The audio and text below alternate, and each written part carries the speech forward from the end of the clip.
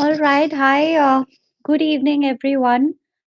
Welcome to the last of our KIC mentoring sessions. My name is Yogja Singh. I'm an associate director with KPMG in India in the human resources team.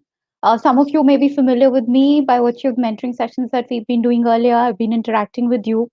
Today we have a very exciting session planned for you, which is going to cover data and analytics, its applications, and how it is being used for very disruptive purposes. And it would also give you some ideas around what you could do with data and analytics for your solutions that you're working on. The session is going to be hosted and conducted by Biswajit Das, who's a director with us in our Lighthouse practice, which is KPMG's data and analytics practice. Biswa also happens to be the coach for the KIC India team. So, for those of you who make it through the subsequent rounds of the competition, you will get to see and interact more with Biswa. He was also coaching the team that won the KIC Global Finals last year. So Visva is also going to do some straight talk with all of you around, the submission criteria. What is it that the judges would look at? What is it that really matters? And what is it that, makes an idea a winning idea? So all of that would follow after Visva's session. And with that, I'm going to hand over the session to Visva. Visva, over to you.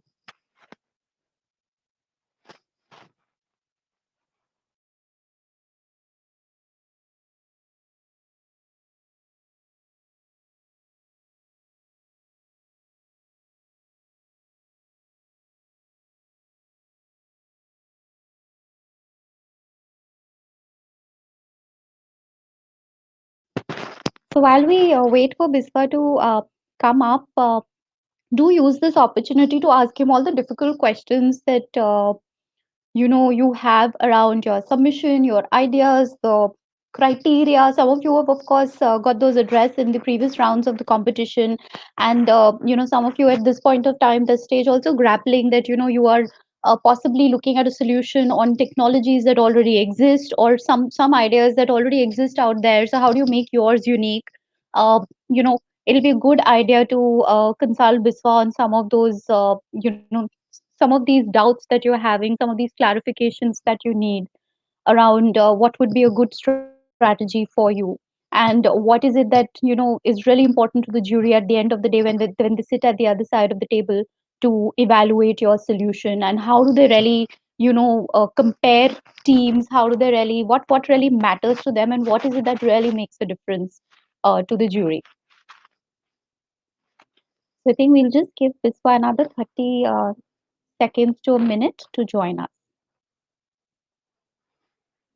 In the meantime, it'll help us to understand what are your expectations from this data and analytics session. Can I have some comments in the chat window to know that what is it that you're expecting from this data analytics session, so that we can also get Biswa to build in some of those answers if they do already if some of those elements are already not a part of this session. So please do type out your queries or your input, your expectations in the chat window, and let's see. I'll look at it in the comments section.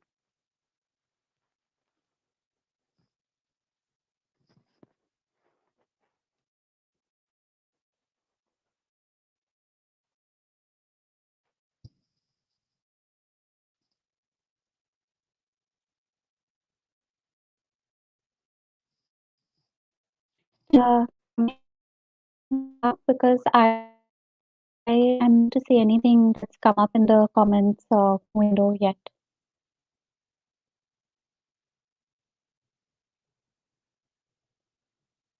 Okay, so I see a bunch of comments here. So we have Sarthak who says that getting familiar with the top techniques which are currently used in the corporate sector. So I'm sure Biswa can actually give you a download on that and really talk about what are firms doing in this whole data analytics domain, and given his experience with varied clients and varied sectors. Um, and Mr. Dan Sedek, welcome back. So glad to see that you've been attending all the sessions. You have your expectation is there some idea on how you can use data and analytics and big data at this initial stage? I'm certain Vishwa could also throw light on that. We have Dhiri Joy, who's input is that what are the hidden elements we miss out while doing analytics. That's very interesting, Gary, and a very pertinent expectation that you have from this session, because clearly I think there are times when we really miss out on some of the most obvious things while we are looking at data and analytics as a tool to our whole idea and solution, and sometimes even the backbone to our solution. Purvansh here is saying that any chances of the participants to get interviewed for summer internship if they aren't in the top teams? Yes, Purvansh. For people during the entire course of this, competition, we're going to be evaluating people on their, suitability for possible replacement interviews for internships. So there is a good chance that, people could get considered. This opportunity is open to all, and this is not just for summer internships, it is also for final placements for candidates who may be eligible by the time we finish this competition. So that's a very real possibility. Udav Vibhav here says that understand more about how we can use big data in different sectors. So yes, that's going to be covered, of course. And Harish Kumar is saying that about the structure to be followed in implementing analytics. So I'm quite certain that yes, Viswa will be able to help out with that as well. He's our data and analytics expert, and he also has a very interesting background. I'm going to of course leave that story for him to cover, and all that he's done, and during the course of his career, and how he really came into this whole analytics domain, and some of the interesting things that he's been doing. We do see that increasingly in our all ideas and solutions that are coming up by various teams.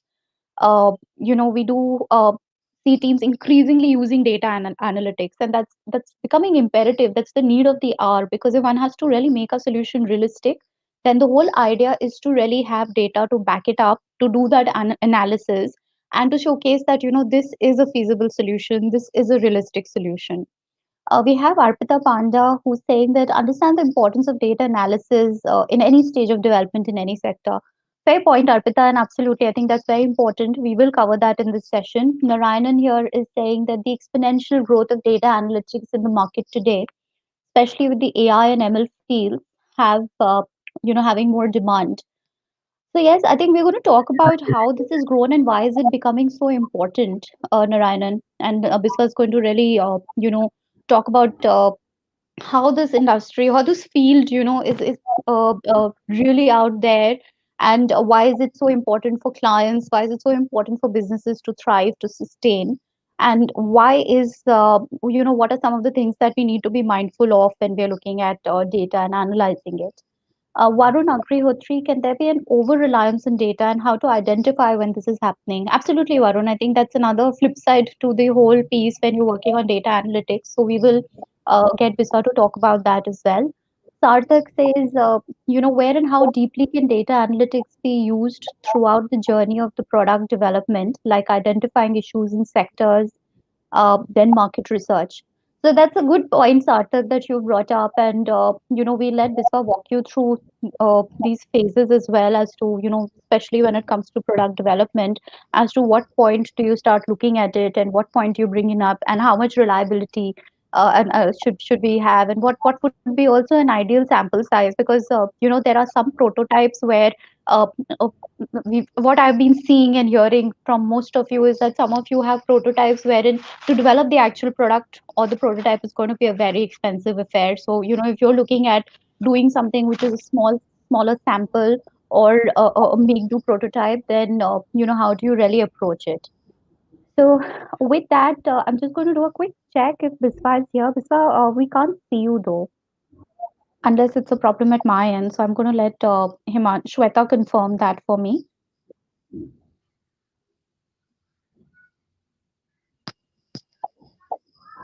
So, Yogja, I think I can hear and see you. All right, Hopefully, great, there is. Biswa. So over to you then. Thank you so much, Yogs. I hope everyone can see me now. Apologies, we had a bit of a problem with the technology, and which is ironic, right? That we are going to talk about technology here. That's what happens. But anyways, welcome and congratulations. You've already crossed the first milestone for the KPMG Ideation Challenge in 2021, right? I'm here for two things. Primarily, of course, we want to talk about analytics and how you can dovetail analytics into all the all the ideas, that brilliant ideas that you have, and you're going to showcase for KIC. And the second part is that I had the good fortune of being the coach for the Team India, which won globals last year. And therefore, towards the end, I will also try and give you my coach's tips to how should we go about ensuring that we have a winning idea, right? And that is also my hook to keep you here for the next 50 odd minutes. So even if you get bored, I'm sure you'll hang on for the last 10 minutes at least. So that little bit will happen. So the idea is that we talk about analytics, and it's become a buzzword, right? Everybody talks about it. Um, you can't really walk through any conversation where somebody doesn't say ML or AI once. But how do you make it real, right? That's the important question. Because I know that we have a lot of folks here who are not from core engineering or technology background. What I would like to do is I would like to begin on first principles. So begin at the start, and then maybe take a look at the general state of the world, so to speak, of analytics, and then go into how do we use it for product ideas, for service ideas, etc. Right.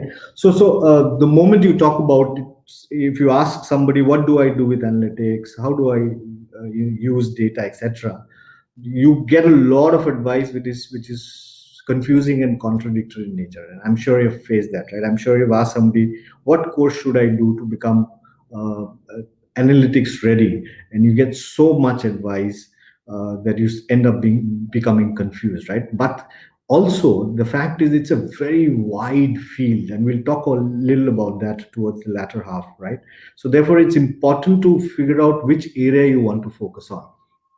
The other thing that is happening is that because everybody is talking about it, there's a certain sense of FOMO, saying, am I the only one who's not doing anything in ML? Am I the only one who doesn't understand AI in its entirety? And I want to assure you that that's not true, right? That's not true, simply because if you look at it, it has been around for a very long time, but it's only in the last 5 6 years that people, and specifically enterprises, have really woken up to how do you use data and analytics. So let's go down a little bit of history lesson here, right? I, this is what we'll talk about today. We'll talk about analytics and how everybody seems to want to do it, but nobody seems to know really sharply as to how do you do that. So we'll talk about where to find them and how to tame them. And these are all large guidelines, right? They are not meant to color your ideas for what you present at KIC. Anybody recognizes this person, right?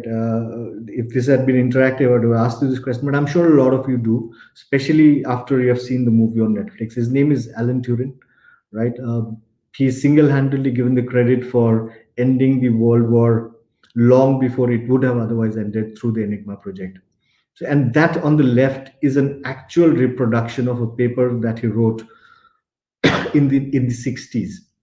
And if you'll zoom in on that, you will see he actually mentions machine learning and artificial intelligence right at that point of time.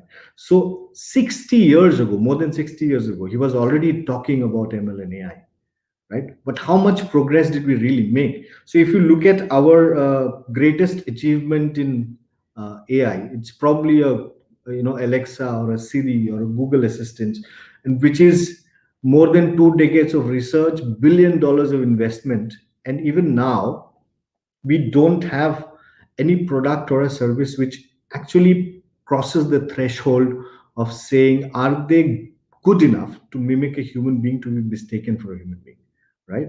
So 60 years and we're still not there. But what happened in the last 5 10 years that we think that now everybody wants, it is realistic now to have an ambition to be able to create a product in AI and ML. So let's take a quick look at what's changed, right? Uh, Anybody has any idea of what this is? This is actually IBM's first hard drive, right? And this hard drive would actually, if you built it today, this hard drive would be good enough to bear approximately, I think, 5 GB of data. Anybody here remembers what a GB is like anymore? I mean, we don't talk in GBs anymore, right? What we mostly talk about when it comes to real world data, we talk about TBs, etc., etc. But if you look at if you're looking at this format, so this used to be a massive thing that you would use, and then today this used to cost 24,000 US dollars to store data for 1 month at that point of time, right? And if you were going to use it today, what you would actually see is that to store a TB of data, it costs you almost pennies today, right? If you go on the cloud, you can store data, 1 TB of data for as little as $20 a month. So what has happened is our ability to store data has reduced drastically, and therefore, right, therefore, where we are today is to say, just give me a second. I'm facing a little bit of problem with my screen because I can't see what you're seeing. Just give me a second. Here we go, right? So like I was saying, right, in the 70s, uh, storing this 5 MB of data would cost you as much as a house. In the 80s, it would cost you as much as a car. Today it probably costs you as much as a Polo Mint, right? And that is what has really changed in this world. Our ability to store more and more data at cheaper and cheaper cost. Now let's look at other stuff that has changed, right? How many of you remember? How many of you identify this? Can identify this photograph? So I personally think that in the last entire decade, right, this is human race's uh, greatest scientific achievement that we had in the last entire decade. This is Neil Armstrong landing on the moon, right? If you, for many of you who don't know, we had this computer on board the Apollo 3 when it landed. It was called the Apollo Guidance Computer, right? And this computer had 300 had 3200 and 768 bits of RAM, right? For all you engineers out there, you'll know that one alphabet takes 8 bits to store and process. So what we had on board the computer was the ability to store and process 4096 alphabets. I had somebody actually take the trouble of going through this entire presentation. This entire presentation has 5,832 alphabets. So, what I'm trying to say is that this presentation has more data than could have been handled by the computer that landed mankind on the moon, right? And therefore, our ability to process, not only store but also process more and more in smaller and smaller sizes at cheaper and cheaper costs, right, is what has happened. Let's do a quick comparison with something that you are familiar with. The thing on the right, that's an iPhone X or 10 or however you decide to call it, and let's look at some of these numbers, right? From a RAM perspective, the iPhone 10 is a million times more powerful than the computer which landed mankind on moon.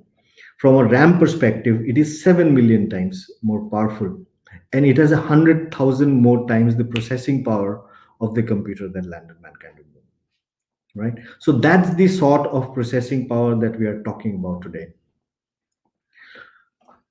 So between both of these things, saying that can we store more at cheaper costs, can we process more at cheaper costs, smaller infrastructure, that's what really gave rise to saying now we are at a place where we can, in the real world, not just in the research and academic world, right, now we can go and explore data. But one final thing that changed, right, is this. So how much data do you think exists in the world today? And this is a trick question, right? And nobody has a very finite answer to this, right? So give and take, we have approximately between 35 to 40 zettabytes of data. But what's a zettabyte? Every year we come up with these new terms for data that we don't know how to use, right?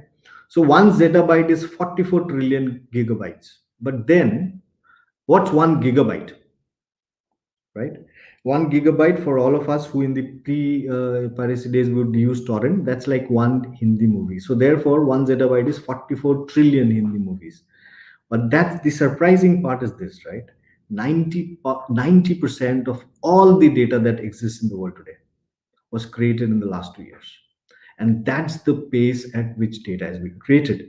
Now, because data is being created at this pace, we have enough to be able to leverage all the storing and the processing powers that we have that we have at our hands, and be able to come up with insights, right? And I want to give you just a view of how much data and context of how much data we're really talking about here. This is a dated slide, right? This is just talking about 1 minute on the internet, and this from last year. So I'm sure it's become even worse or better depending on how you look at it, right? In this year, but just look at some of those numbers. I mean, as we speak, in the pre-pandemic days, there would have been 45,000 people hailing an Uber ride right at this moment, right? Amazon would have made $250,000 in just this minute as we speak. And we have taken Netflix until to another level altogether. There would have been 70,000 hours of Netflix streamed as we speak. So therefore, obviously, there is a humongous amount of data, whether it is transactional, whether it is behavioral, whether it is social, all of it out there for us to be able to then leverage. So when you take these things and put them together, right? Storage power, processing power, and availability of data. That's what has really given rise to why now the use of machine learning, advanced analytics, artificial intelligence has really taken off. And therefore, you would have seen people proclaiming stuff like this. You can't walk through a conference lobby without somebody screaming at me saying, data is the new oil. And this is a pet peeve of mine. I keep asking them, if data is the new oil, where is your refinery? Right? Because have you ever heard that somebody goes, digs up a well, pulls out a bucket of oil, puts it in their cars, and drives off? That doesn't happen, right? There is a process in between that mining of the oil and actual use of the oil. And it's the same with data. It's the same with every. So look at money, for example, right? Money is nothing without its ability to buy services and products. And in the same way, right, data has no value if it is not harnessed to make better decisions. And that's the only thing that we should be doing, right? Data has two utilities. I always say it is either for governance, record, and compliance, or it is to make money or save money, right? That's the only thing, two things that we should really be focusing on data for. Now, we keep hearing about it, but how real is it? Are people really being able to use data to do what they want to do? And that's a very legitimate question. So why don't I show you something? This is a screen grab of the landing page for Wells Fargo, right? It could have been the screen grab for any other large international bank. You would have seen very similar things. You'd have seen places where they are talking about their products. So whether they are personal products or they are enterprise corporate products, they'll be talking about the loans, credit cards, banking accounts, etc., etc. Right? And it might look a little different, but essentially they will have the same sort of portfolio. And now I want you to spend 5 seconds just absorbing the next visual.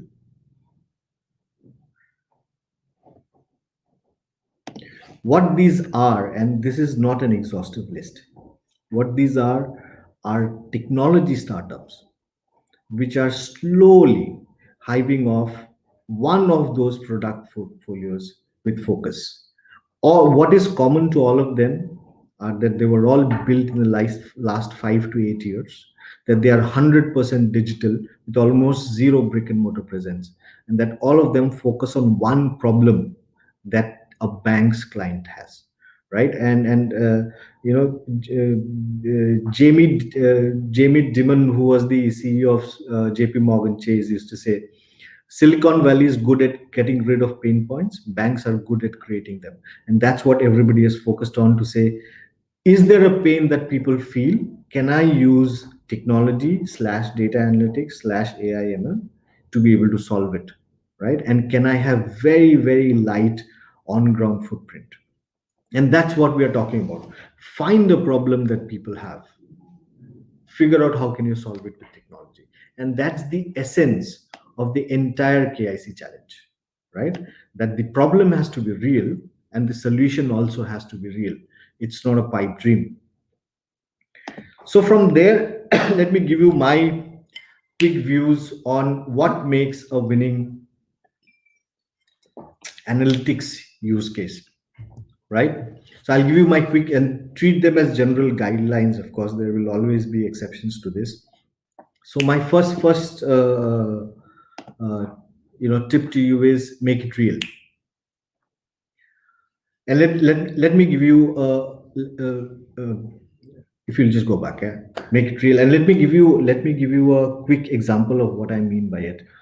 We were consulting with one of the largest automotive manufacturers in India, uh, and I was meeting their chief technology officer one day, and he said, Biswa, everybody is talking about AI, ML, etc., etc. My team also wants to do something. Can we try and do a small pilot with AI? And I said, of course, why don't we go find a real business problem, and then we'll solve it. We'll use technology to solve it. He said, hey, listen, and I'm going to quote here. He said, Biswa, I was doing automobiles when you were still in short pants, and I know more about the business than most folks alive. And he was right. He was doing automobiles when I was in short pants, right?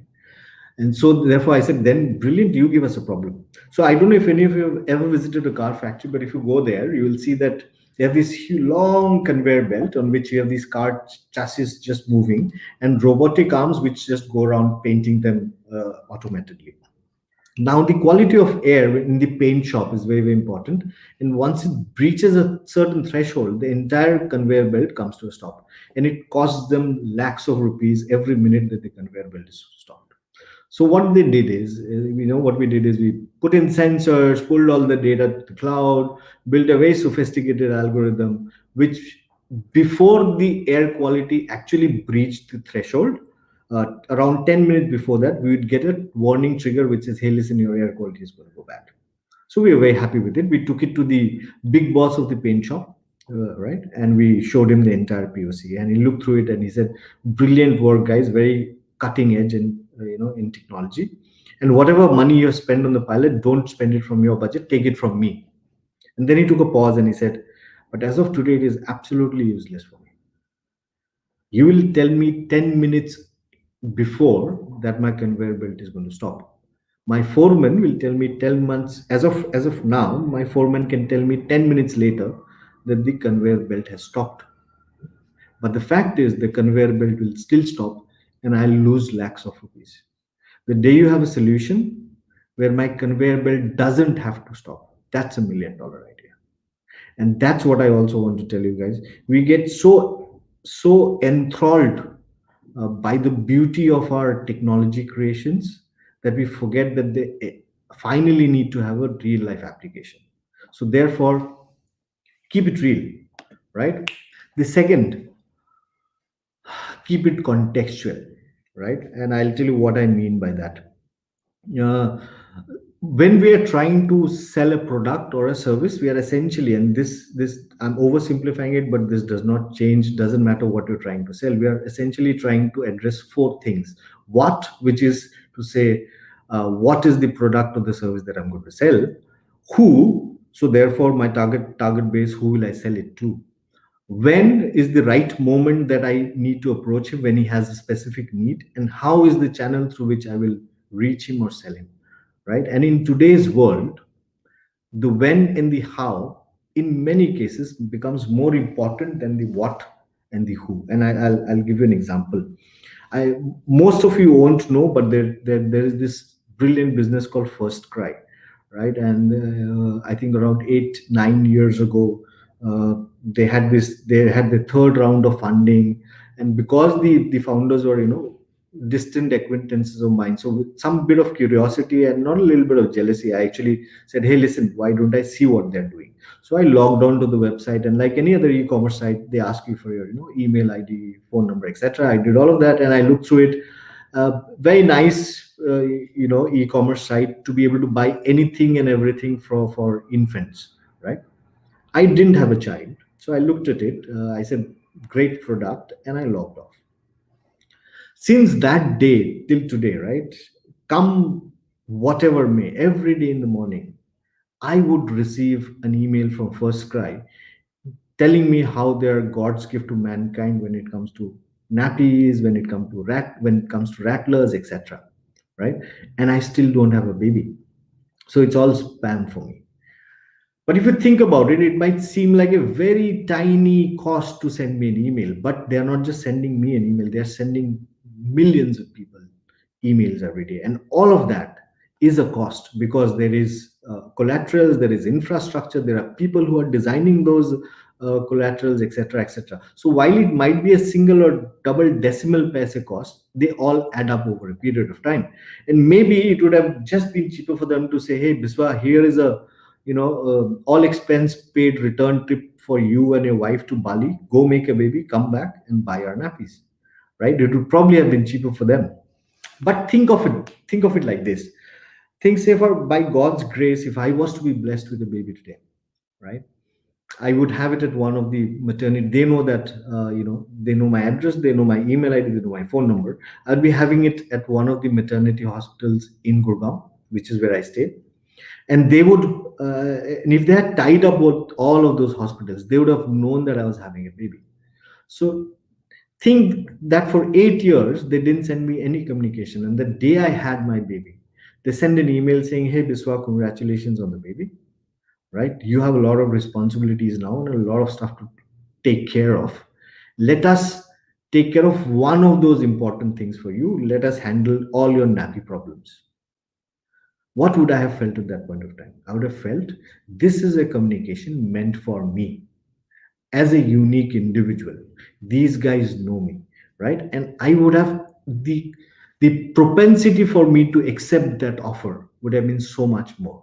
So context is what changes spam into an actual information, right? And that's what we sort of have to remember every time we are creating a product, of how we get there.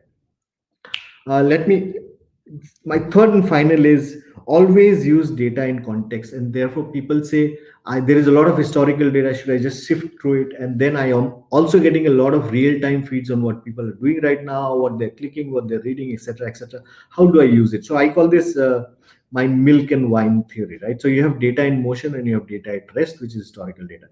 So uh, if the best way possible way of using this is that you look at trends from historical data sets, but you look at your real time data to be able to trigger an action. And let me give you a quick example of how this could work potentially. And this is a hypothetical example, guys, so don't get me into trouble. So all of us have used radio taxis at some point of time in our lives, right? So they're they're everywhere. So the first time you download a radio taxi app, it asks you for all sort of permissions to your in your phone. So have you ever wondered, why do I need to, if I'm downloading a radio taxi app, why do I need to give them permission to my, to my gallery, to my camera, etc., etc.? I mean, some things are understood. They need permission to be able to access a location, maybe your wallets, maybe even your SMSs and phone to be able to, sort of call up the driver, etc. But why stuff like gallery? So let's take a hypothetical situation. Imagine I am a single woman, right? I know difficult, but try. So imagine I'm a single woman. I work in, and I'm going to give you a Gurgaon example, but you can just superimpose it on any city. Say for example, I live in a residential area in Gurgaon, and let's say Nirvana country, right? And I work in a very well-known corporate area of Gurgaon, and let's say cyber hub. Okay, So, and I commute, I use a specific radio taxi service to commute to work. So there's this very old telco thing, which it's called home location, office location. Essentially, the place where you consistently spend a lot of your daytime is your office location. The place where you consistently spend a lot of the night time is your home location. So over a period of time, they would have figured out the Nirvana country's home location, Cyber Hub is office location, right? And let's say today is Friday, we are at 10:30, 11 o'clock in the evening, and there is this large entertainment district, let's say Sector 49, right? I don't know, but I'm just making this up. Let's say large entertainment district where you have a lot of pubs, bars, restaurants, and at 10:30 or 11 o'clock on a Friday night, I am at Sector 49 and I'm trying to book a cab, right? Let's review the information that they have. Lady, not at work, not in office, at a known entertainment socializing hub of the city late in the evening trying to get a cab back. There is other information that they could have deferred. So let's say they say maybe she's been socializing with friends or family, maybe had a couple of drinks, maybe not, and she's definitely trying to go back home. Can they really monetize this information? Well, they could take a punt, but there is no science behind monetizing it as of today, because you have to remember, all I need to do is I need to swipe out of one app and get into the other and book a different cab service, right? But if you remember, when we download this app, it also asks you access to your battery information. So let's say my battery is at 4% now. And let's review the information that we have. Single lady, not at home, not in office, in a known social hub, on a Friday night, late in the evening, probably had a drink, probably not, is trying to go back home and has 4% of battery. Now, can they monetize it? Of course they can, right? Because now they know that my first priority is not only to book a cab, but to do that whole thing of bhaiya aap kidhar, main idhar, get into the cab before my phone dies. So therefore, even if they surge priced me at that point of time, I wouldn't be bothered about the 20 bucks extra that they are charging me. But that could just be me, right? But as good business practice, they could also flip it around and say, hey, listen, this person's phone is going to go off. Can I give them the best rated, safest driver in the area? Can I keep an electronic eye on their movement to see that the cab doesn't go off map, etc.? All of that. And how much time do they have to figure all of this out between when I press the destination and when they have to show me the rate? That's milliseconds, right? And look at what they're looking at. They're looking at, number one, they're looking at historical data saying, what is my propensity to take search pricing?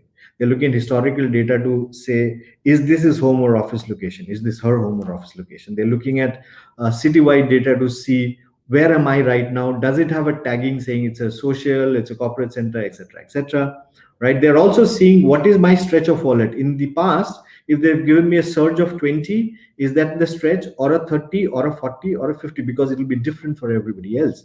At the same time, they're looking at real time data saying, what are the drivers available, right? They are also taking action saying, this is a vehicle that needs to be kept under an electronic eye. All of that in milliseconds. And the only way that you could have done this is if you have a very robust ecosystem which sorts of allows you to do all of this in this span of nanoseconds and milliseconds, right? Having said all of that, do you think that a radio taxi company actually said, bring me battery data because I want to do search pricing? Never, right? They said, bring me all the data that I have. And then they sat down a bunch of smart young people like you in a room and said, this is all the data that you have. Now figure a way to use that data, right? And that brings me to the next. And like I said in the very beginning, this entire world is full of contradictions also. So till now I've been saying that there is a methodical way to get to an output, and what I'm now saying is that the road to insight is very human, and therefore it is very, very intuitive, right?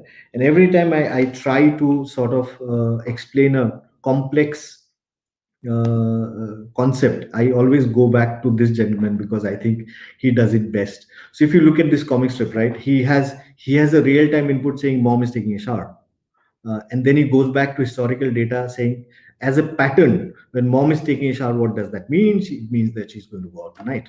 Then he gets another real time say input saying, but she hasn't asked me to take a shower. And then he goes back to historical pattern saying, what does that mean? And that means that she's going out, I'm staying home, and therefore from historical pattern she's going to call a babysitter home. Then he goes back to historical data saying, every time this has happened, what is the ultimate action that happens? And therefore he reaches his eureka, or in his case the aha moment, saying, oh my god, Rosalie's going to be here, right? And a lot of inciting is actually based on this human intuition layer. And therefore you cannot always have a hypothesis to start with before you start proving it with data. In many cases you need a lot of data in front of you, and only when you start exploring the data you reach a hypothesis, right? And the final thing that I want to talk about, right? I keep getting asked this question saying, AI taking over the whole world and what will happen to humans, etc., etc. And so much so that there's this esteemed professor who's a dean at IIT Mumbai, and I stole this joke from him because I thought it was just brilliantly apt and wonderful. He says, "What do you think is the factory of the future?" And the answer is, the factory of the future is a human being, is a man and a dog. And what are the roles of the man and the dog? Uh, the role of the man is to feed the dog, and the role of the dog is to ensure that the man does not touch any machinery, right? So it just runs on its own. But however, having said that, I keep telling people that the doesn't matter how much talk there is of hardware and software. What you can never eliminate, because of the intuition that we bring to the table, is the wetware. And what is the wetware? It's just us. I mean, all bio students out there, that a lot of our mass is actually water, which is why I decide to call this wetware, right? Because you must remember, technology has only one purpose, and that is to amplify all our human abilities, right? So do something faster, lift more, go further, process more. And that's all technology does if you oversimplify everything. What it does not bring currently is the intuition that a human being builds. I could give you, examples around it, but the fact is that we will always remain relevant because we are the ones who make those non-linear leaps in how we think. Um, a machine will continue, as of today at least, will continue to take linear leaps, right? The final advice for you is this: if there's one thing that you take away from the entire session today, I would rather it be this thing, right? This is an actual visual. I haven't morphed it. This is an actual visual of the Choluteca bridge in Honduras. You can google it, right? It took them, I think, good 11 years to design a bridge which would withstand all sorts of weather. It was commissioned in 1996. It ran till 1998. In 1998, Hurricane Mitch hit it, and the river changed its course. So, whatever idea that you have, right, it needs to be current, because in the world of technology, especially in the world of data, while we know that we continue to use data in many many forms, in many many ways in the future, if you ask me today exactly what are we going to be doing at that point of time, I would either have to be naive or arrogant to say I know. I don't know, right? And therefore make it very now, make it very current as a solution so that we can take it right out there, right? Finally, I'm just going to leave you with a couple of things before I go on to my coach's tip, which I think is what you really have sat through most of this for. I'm going to leave you with an anecdote, and like I said, children are the are the best teachers that you have. So all my friends have kids who are around this age, which is I think 5 6 years old. And like I told you, I don't have a child, so I'm not what you'd call very child friendly. So I was at a friend's house, and his lovely daughter came to me. Apparently they had a school, one of those school days that day, and the parents had, like every other loving parent, they had taken 1 zillion photograph of that entire function. and she sat down next to me and was just flipping through her iPad, showing me all the photographs. And very honestly, after the first 10, I probably glazed over and lost a little bit of interest. And suddenly she looked at me and said, "Hey, you're not paying attention." And just out of sheer guilt, I looked at the visual that was there on the iPad, which was a very small, nice, cute boy. And I said, "Hey, this fellow looks intelligent, right?" Just for the sake of saying something, as this fellow looks intelligent. She looked up at me, she shut her notepad off, and then she said, "How do you know? Have you seen his report card?" And in that moment, I realized what that 5 year old, 6 year old was telling me is that, you know,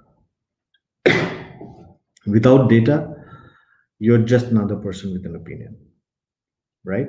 And therefore, whatever you build has to be backed by data today, because people will ask you for that little bit of information. With that, I really want to go on to the next last bit, because then I want to try and answer some questions. So I'm going to give you my coach's tip, right?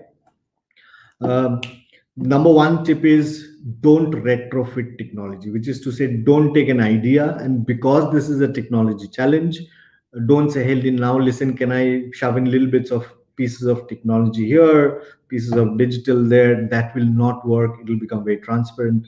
So, whatever idea that you have, technology has to be at the center of that idea, the center of the service or product, right? Number two is, keep it real. Okay, the people on the panel, they've spent ages doing just this, right? They can smell faff off at a distance of 20 kilometers. So, right, so therefore, no science fiction. Bring an idea that you think you will be able to realize, not necessarily you need NASA to be able to bring to life, right? Third is, show not tell, and which is at the later stage, you will need to have a prototype in place. I'm sure this has been now pushed into you over the various sessions that we have, but slideware doesn't cut it. You will need software. Okay. Uh, the fourth thing, and which is very important from a KIC perspective, is design for all three: design for people and planet primarily, maybe then third thing to keep in mind is profit, because we believe if you design for people and planet, the profits will automatically come in. So keep that as a foundation principle of whatever idea you're thinking of, so that you make a real difference to someone's life, somebody somewhere, right? Keeping in the entire pandemic scenario in mind. So keep that.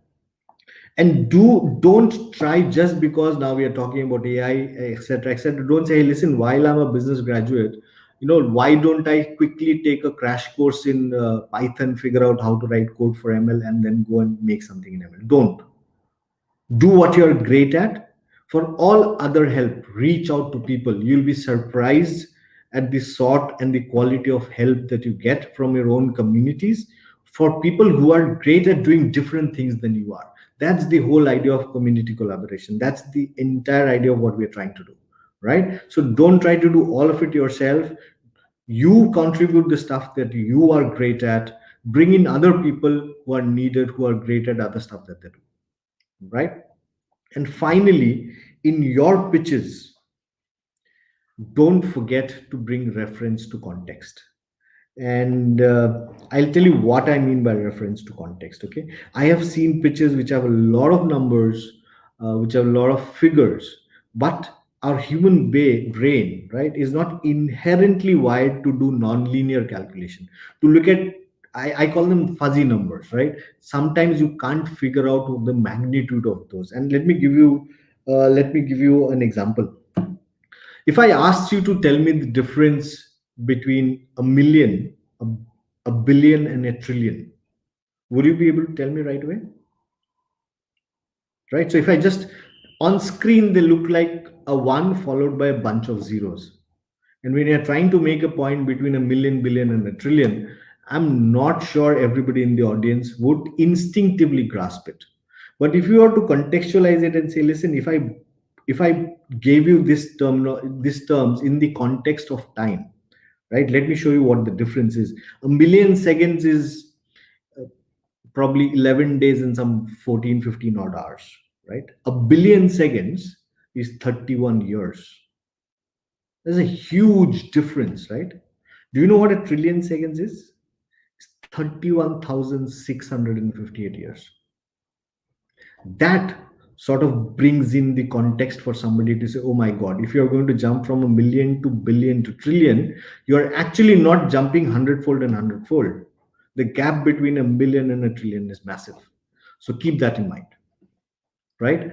And with that, like it says there, you will always find me reachable, because after all, I am the coach for this. I'm looking forward to this ride that will go on. Feel free to reach out to me for whatever suggestions you need, whatever coaching you need. If I don't know about it, I will ensure that I reach out to other people, right? I will be very happy to take questions. I can already see how to develop a prototype if business model is around a service. That's Snehalata, right? Okay. Sneh, uh, if you have a service, how are you going to deliver it? In the current challenge, you have to use technology to either build it or deliver it. That's the prototype we're looking at, right? And I'm going to take the lowest level service prototype that I can think of, and that you will all be aware of. Let's say you are finding a way to uh, do a delivery service, last mile delivery, right? Inherently, it will be built on a technology platform. We want to see a prototype of the technology platform, right? What other services are you talking about? Sneha, if you're there, maybe you want to give me an idea of what service, what type of service you're talking about, and then I can give you a better understanding of what I mean by when I say prototype. See, if there has to be technology involved. That's a guiding principle of the challenge. And if there is a technology involved, that's the prototype that we want to see. Okay, so it could be a site, it could be a service, it could be an application, it could be a workflow. Purvan Shah, how is it like to be in the data analytics department? What are the problems and challenges that are faced? Um, okay, number one, that's not a fair question, Purvansh, but I'll tell you what. Let me start with the problems and challenges. I think the largest challenge that we face is, being a country of 1.4 billion people, we still are woefully short of data analytics challenge in the world. The fact that in terms of quality of talent, we're right up there. I don't really. I mean, the largest tech giants in the world are led by Indians today, right? The KIC Global last year was won by an Indian team with a very, very Indian idea and an Indian product, right? Which has the greatest enforcement ability in India. Nothing can say India more than that. But unfortunately, what we all forget is that the foundation for all analytics is stats. We all want to do the sexy stuff of AI ML, but if you don't have a statistical modeling right, you can become a coder, you'll never become a data scientist. And that's what we try and hop skip that and go directly into code learning. But what does code tell you, right? Code, why do we need AI ML? We need them to solve real life problem, and to be able to solve real life problem, we need to have contextuality of life. And therefore it is important that you experience life, number one, so that you know how to go about problem solving, and number two, you have your mathematical foundation correct. Okay, what if our product is IoT? Then is simulation or blueprints sufficient? If your product is IoT, you have the easiest prototype to build. All you need is sensors, which are a dime a dozen, right? And then you need to be able to pull that data into an environment. And if you go on the cloud, this is again, it'll cost you dollars to the GB. And that's one of the easier prototypes that you want to build.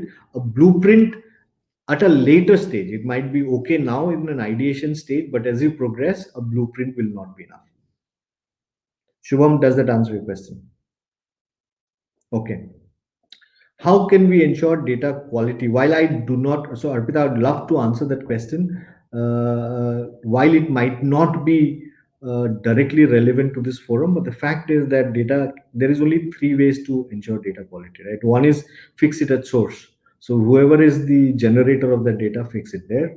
The other is, if you can't fix it there, then figure out a way in which rule sets can take care of it in transit. So when you're pulling data in from various places, there should be rule sets which identify data which is not which is not correct, and then look at it. So when you say quality, it's not just quality, you also have to look at fidelity. So completeness of data is a problem, right?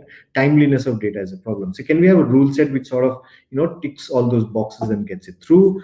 And then finally, if even that is not possible, then only when you're consuming it, when you're using the data, is when you really need to fix the data quality of only the set of data that you're going to use. That's the least optimum solution of all. But if that's what it comes to. Where were you when Paramount AI was the winner? If yes, then please elaborate on the project. Were you there when Paramount AI was the winner? I was alive, Ananya, but I wasn't there as part of KIC. So unfortunately, no. I am a fairly new consultant. I've been a practitioner my entire life. I joined KPMG 3 years back.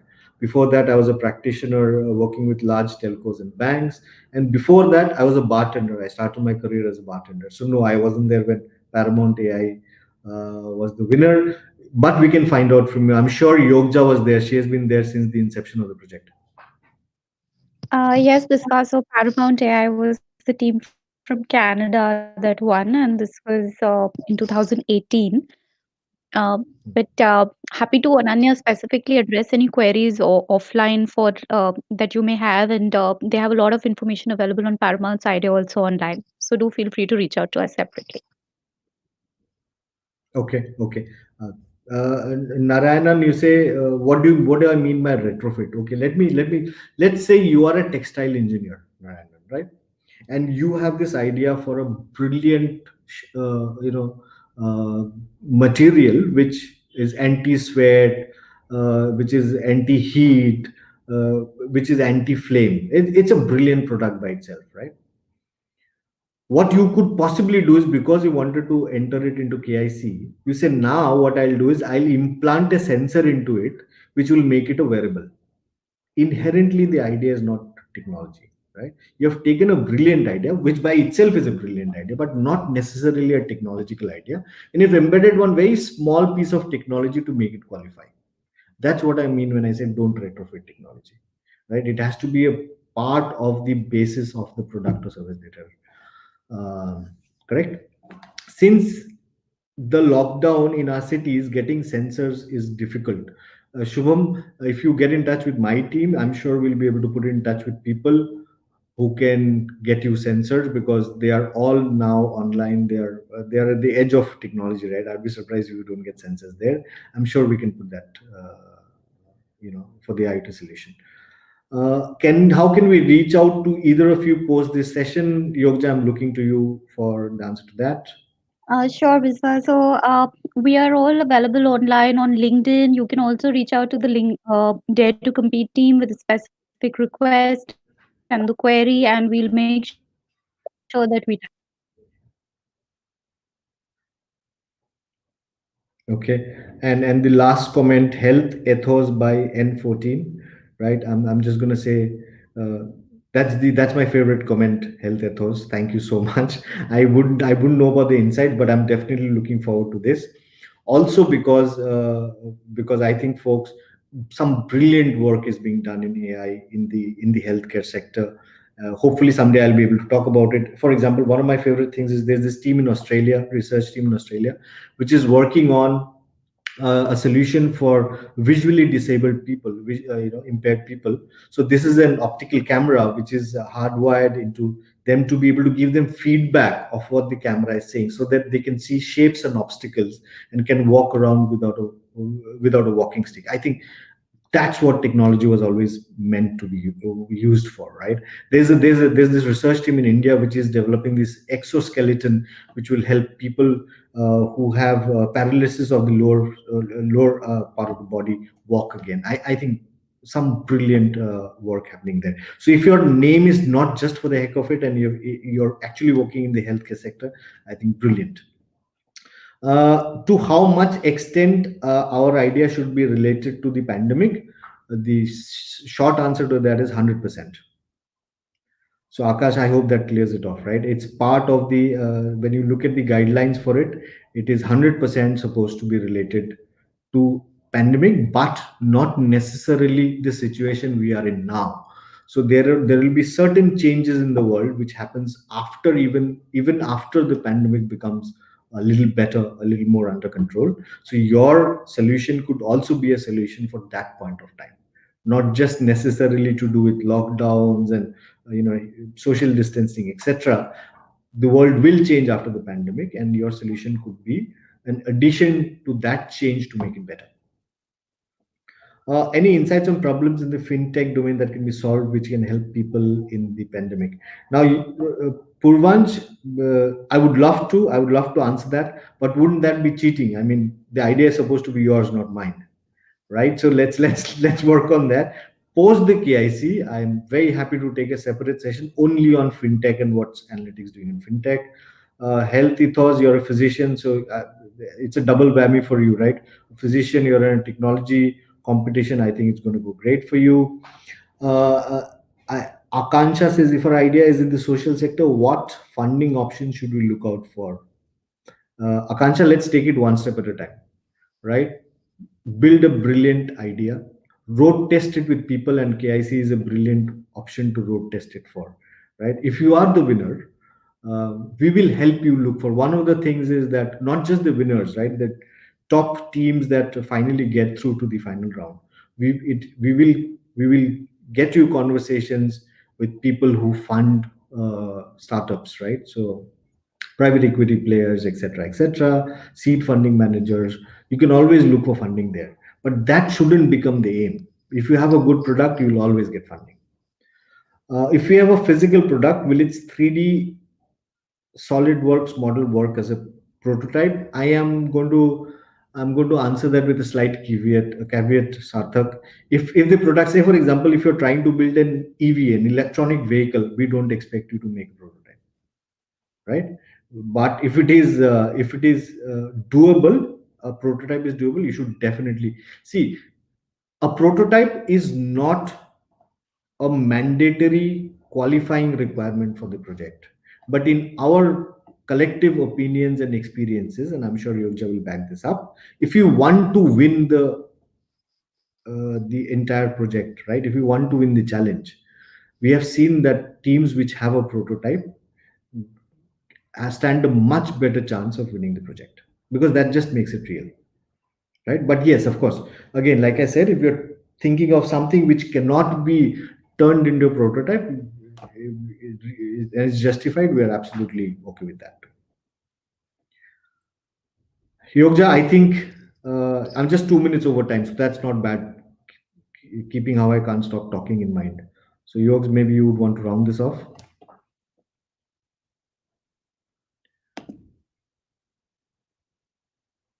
Okay, How I people get in touch with us.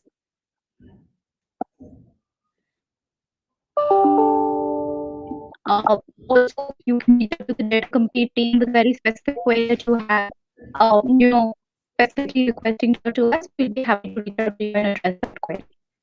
And I think we just have one last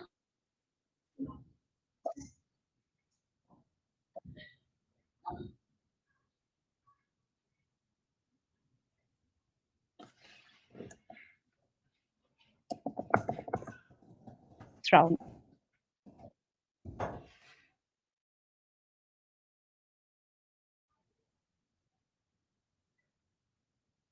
And you can get to that stage, that would be fantastic.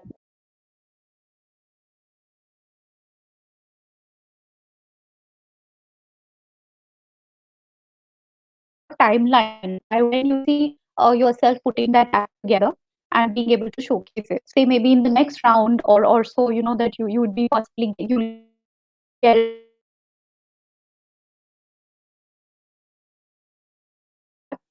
So that would be helpful.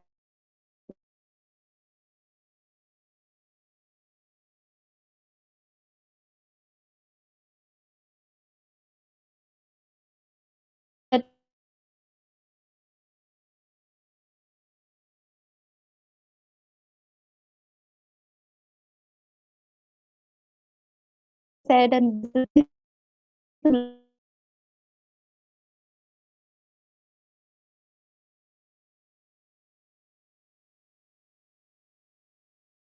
that you specify a timeline by when you will be able to. and we'll of course clear it in subsequent phases. Okay, folks, I think we're having some network issues with Yogs. So what I'll do is I can never stand in for her. She says some brilliant stuff, and she's the one who will help you. But I'm gonna say this. I'm guessing what she was wanting to say is that this is the start. Spend the next this between now and the submission to figure out the best way to sort of imbibe everything that you have learned in the last 5 6 sections. Remember, the most powerful thing is still your idea, right? So work on that, work on making it real. Come back if you have questions in the meantime, and I can see a lot of questions right away, right? There is a mechanism to get through, get those questions through to us, and we'll have you just post that on the groups, etc., that we're running right now, so that you can reach out to us with those queries. We'll be happy to answer those. uh, and like I said, right, finally, guys, the intent is to create a powerful product or a service. Get to it. Whatever help you need, we will give you. We are there. You can reach us, and in the meantime, don't forget to have some fun, because after all, Christmas and New Year. So have a brilliant Christmas and a happy New Year, and we'll see you post that, right?